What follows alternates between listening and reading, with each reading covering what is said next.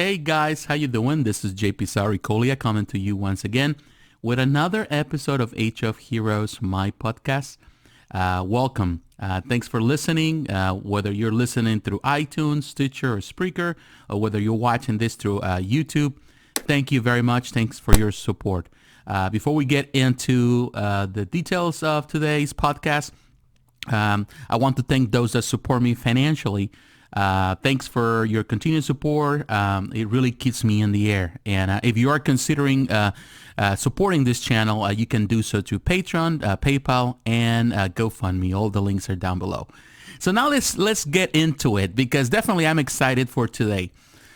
This week, for those that are familiar with comics, and if you're not, or if you maybe not on the news, we are celebrating this weekend, Saturday to be specific. It's called Hellboy Day, which means that we're celebrating another anniversary for Hellboy. And actually, this is the 25th anniversary of the story of Hellboy, which is one of my favorite ones. I really like Hellboy. I read the comics.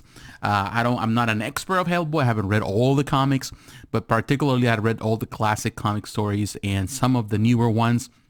I really like the character. I like the movies. Hellboy is definitely one character that is kind of resurfacing right now in media, or at least in the, for a lot of people that are not familiar with comics.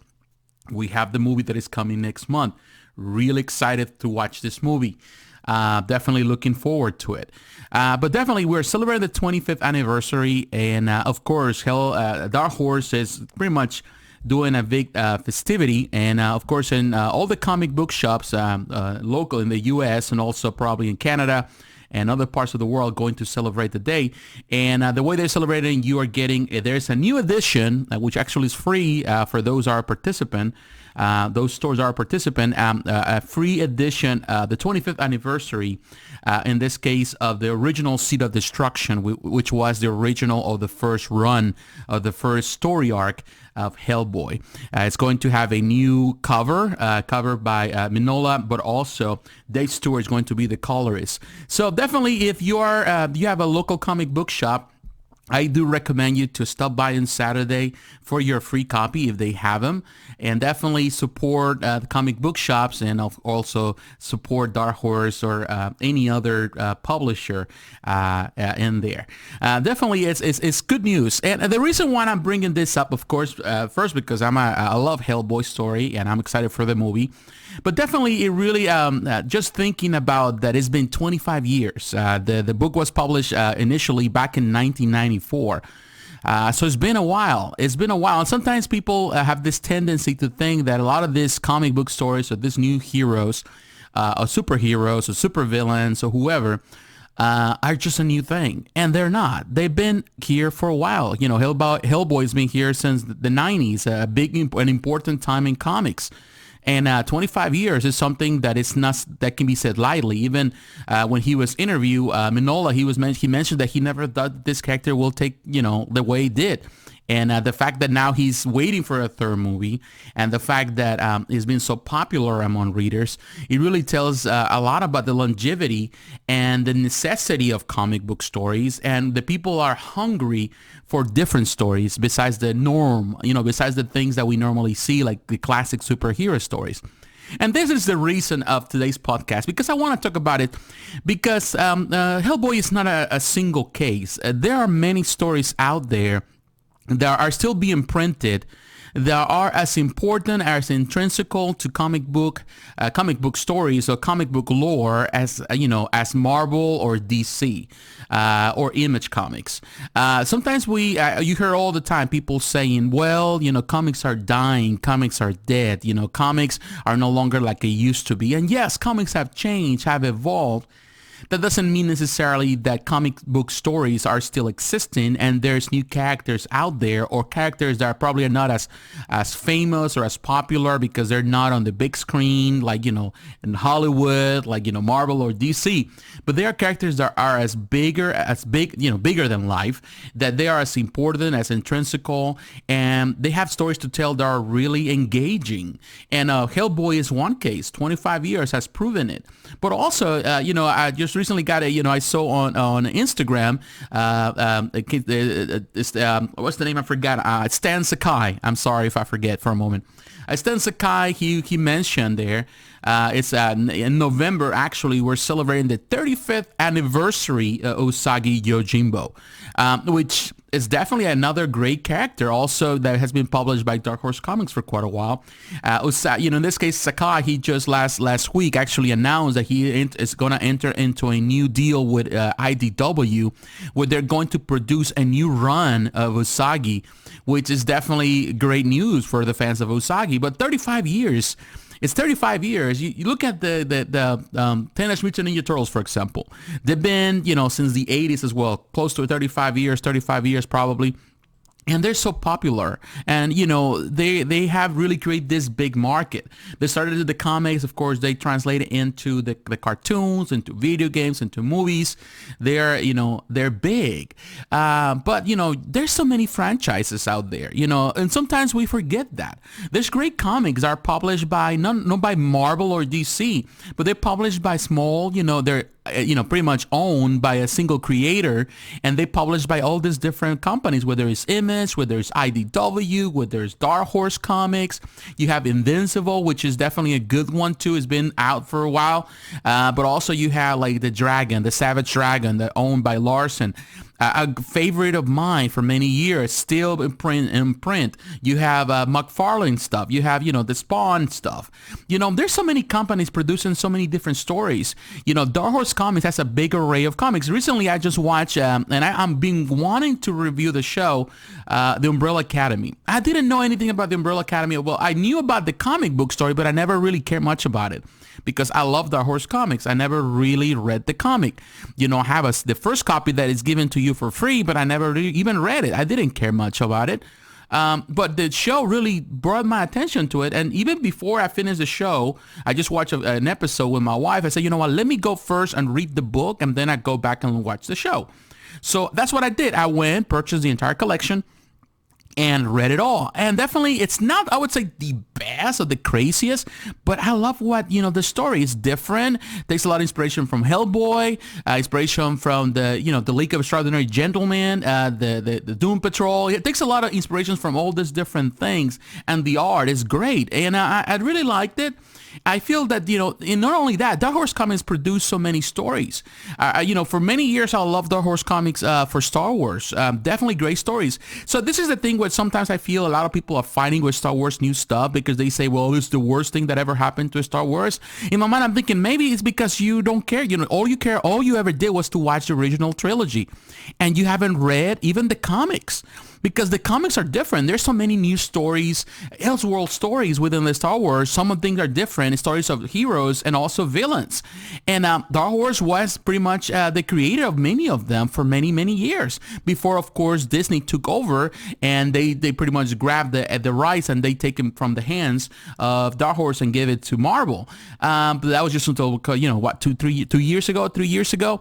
It's just something recent. But, the vast array of comics created by Dark Horse were phenomenal, and the stories they vary. There were good ones, there were bad ones, there were mediocre ones, but there were so many different stories, totally different from the timeline of the Star Wars, but they were inspired by Star Wars. So this is the part where you realize that the stories are out there, and just because you don't see them, or just because they're not as popular, or just because they're probably not what you read when you were a kid, doesn't mean that they are good stories out there. Doesn't mean that comics are dying. Yes, they're evolving. People are not buying in this case, the prints anymore as much as they used to, like I said before. But digital comics has grown. People are buying digitally. The stories are being told in different ways. You also see the movies and the cartoons, and all these things are coming our way. That really tells us that there are stories to be told, and people are always, as usual as always, since the dawn of time, are always hungry for good storytelling. And this is the part.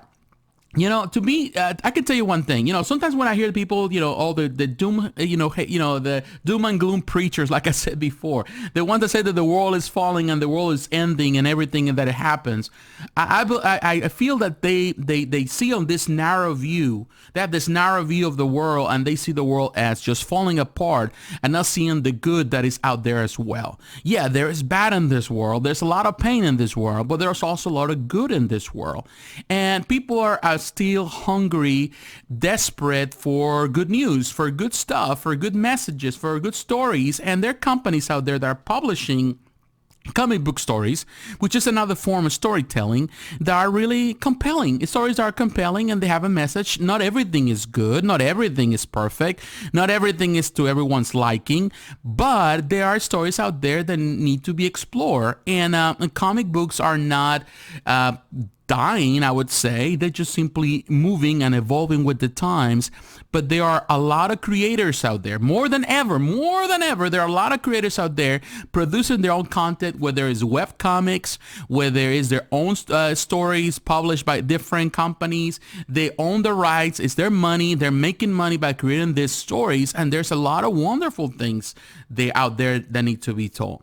So it's important for us as comic book readers to support them. Definitely, I'm excited for Hellboy. I think Hellboy is a phenomenal franchise.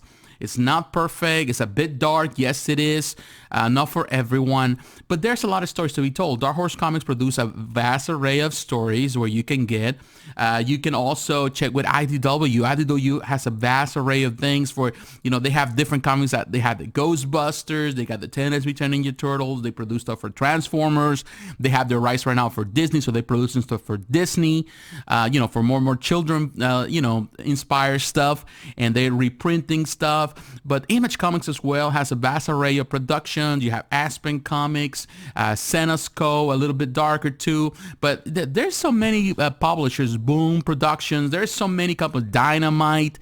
There's a lot of companies out there that they are producing their own material. And I feel that, sometimes we miss the forest for the trees. We see this and we say, well, Marvel is dying, so comics are dying. No, just because, they keep rehashing the same old stories, Marvel or DC, doesn't mean that other people are doing the same thing. They just moving, they transforming, they changing the medium through new storytelling that also is pushing the big companies to produce better stories so they can compete in this crowded market. So this is a good time for you to read. I love to read. One of my best favorite pastimes before I go to sleep is to grab my, in this case, my book, my notebook, my tablet, and I start, going through comics. I read a lot of old comics and stuff that I haven't read before, or even novels and stories. And I just get into that kind of stuff because I love reading. It really, it makes me grow as a person, but also makes me explore new things, new ideas, and new stories that, I never heard before. Or perhaps I always bypass because I was so involved into reading Marvel or DC for so long. But, when I got tired of reading Marvel and DC and I got tired of they deconstructing, these characters that I love so dearly for years, then I wanted to explore new characters. And that's when, of course, these companies offer me that option. And I believe the options are there. So if you are a comic book fan, if you claim to be a comic book fan, you do a disservice to yourself and to the industry by only sticking around with vanilla, or chocolate. Sometimes you have to try maybe butter pecan, or you have to try, I don't know, any weird flavor. And sometimes, you might be surprised. I can tell you one thing. I read manga for years, but I'd read it very rarely. I've been reading a lot of manga lately. As you notice, I've been reviewing, in this case, ALITA, Battle Angel Alita, which I read years ago. And I'm rereading again so I can review. And I'm very surprised. It's like, and it was created, the Alita was created back in the same time where in the 90s. During the same time where these stories here in Marvel in the 90s and the big upheaval of the 90s, in Japan, they were creating great stories. So not only the American publishers were creating stories, Japanese, creators were creating phenomenal stories through manga, and they have been doing it for years. But also there were French, European-based comic books and also Latin American comics. So sometimes we think that just because Marvel or DC are evolving in a way that we don't want to, we assume that that's what's happening all over the world with comics, and that's just a lie, and that's just a short-sighted view of things. No, comics are evolving everywhere. They have challenges too, but doesn't mean that we're lacking stories or we're lacking interesting characters out there. We just need to look for them. We need to explore them. So again, I invite you before I let you go from this podcast to go to your local comic book shop this weekend and support them. Explore new ideas, check them out. Sometimes some ideas, might look strange, or some covers might look strange, but sometimes you never know. You might find gold. You might find something that is truly, truly entertaining. But what is your opinion? Are you a fan of Hellboy? Are you a fan of, comic books besides Marvel or DC? Have you tried any? Are you a fan of manga? I would like to hear your opinion. I would like to hear your thoughts. What do you think about it? What is your advice? Is there any stories that you like and that you would like for me, to read that perhaps I don't know? Let me know what are your favorites. Maybe I haven't read them. Maybe I need to read them too. And I would like to hear your thoughts. So once again, God bless you. Thanks for listening to the podcast. Don't forget to like, comment, and subscribe. Hit the notification button so you're reminded of the next video. Please share the podcast with your friends. You can download this. You can take, the podcast with you while you're driving at home, to work or from work to home, anywhere, while you're in the office, when you're working or doing exercise in your bike or whatever you're doing, jogging, you can listen to the podcast. So let me know what is your opinion. And once again, consider supporting this channel. You can do that through Patreon, PayPal, or GoFundMe. All the links are down below. So God bless you. I'll talk to you again. Bye-bye.